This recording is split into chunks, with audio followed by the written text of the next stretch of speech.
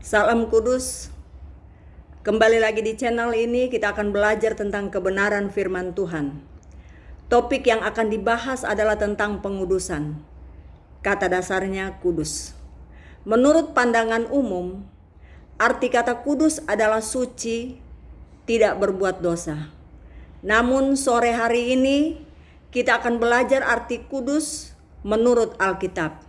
Di dalam kamus Alkitab, kata kudus berarti dipisahkan, dikhususkan, diperuntukkan, dipilih untuk menjadi milik Allah. Siapa yang dipilih menjadi milik Allah? Di dalam Yohanes 17 ayat 14 sampai 19.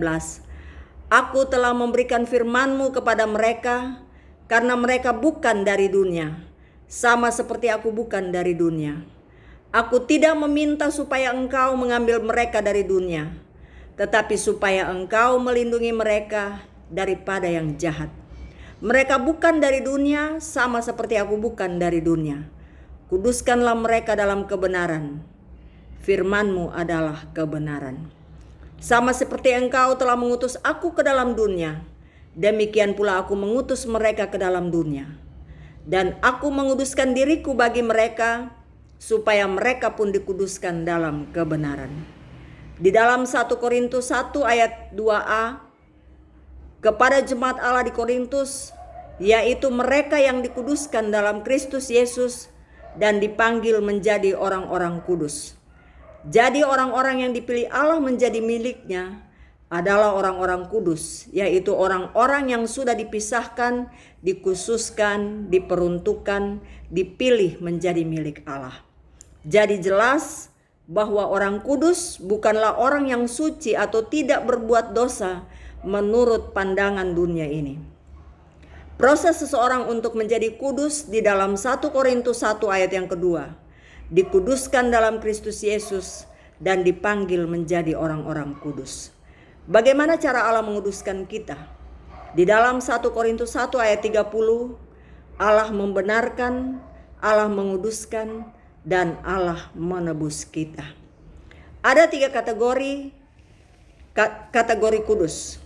Yang pertama, kudus status. Artinya bahwa status kita yang berdosa dipikul oleh Allah di atas kayu salib. Sedangkan status Allah yang kudus Allah berikan kepada kita.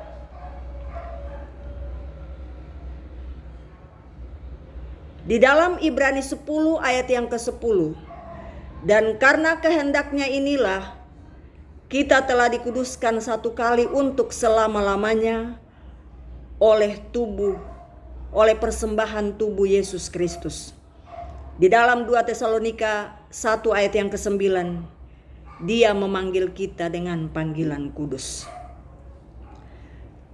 Kudus yang kedua adalah kudus praktek.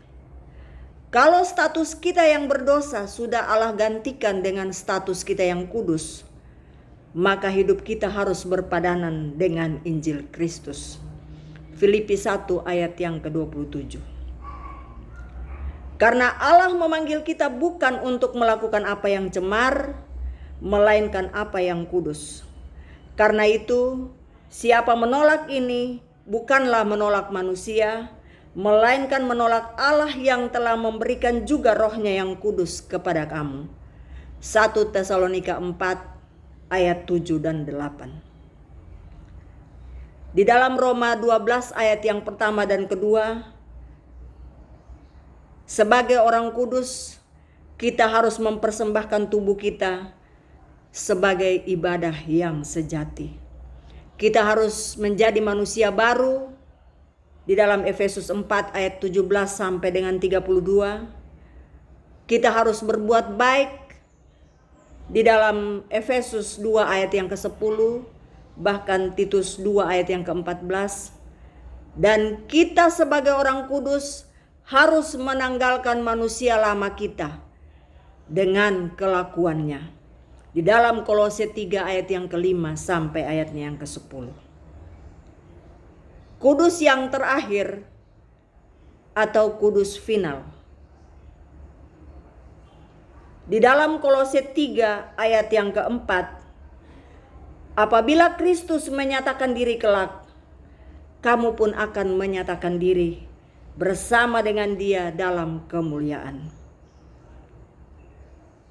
Dan Filipi 3 ayat yang ke-20 dan ayatnya yang ke-21.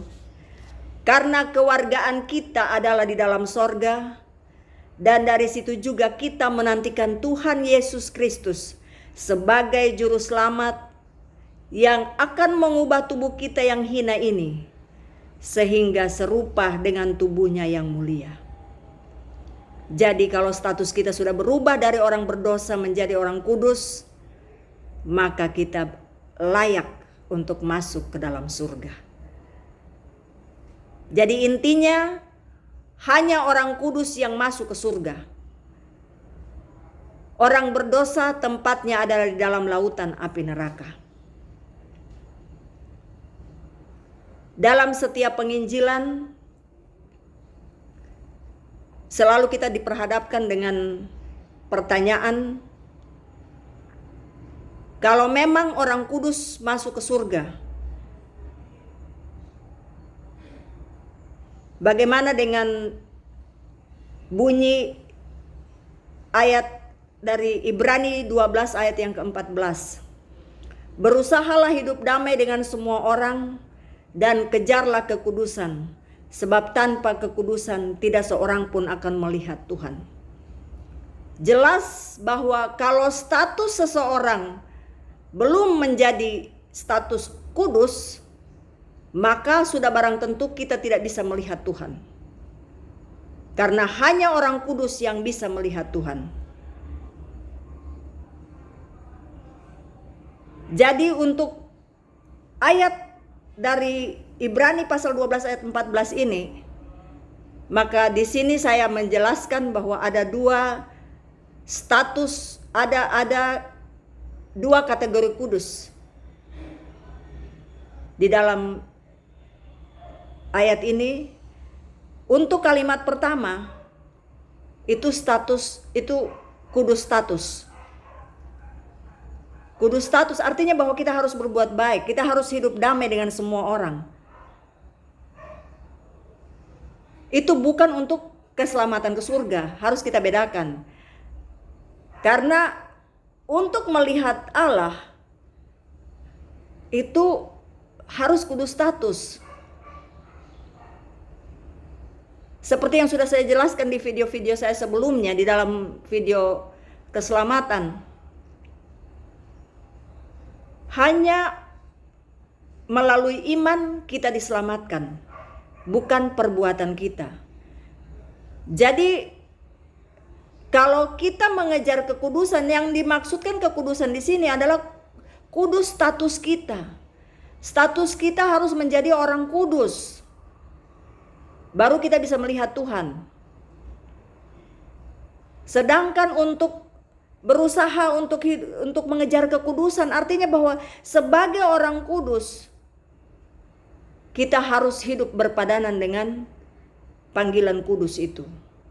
Jadi kalau kita sudah menjadi orang kudus, status hidup kita harus berpadanan dengan panggilan kudus.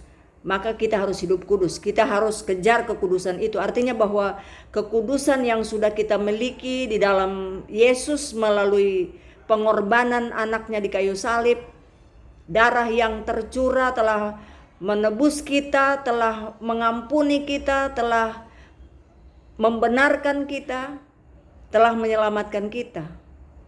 Maka kita harus hidup kudus supaya menjadi berkat untuk orang lain.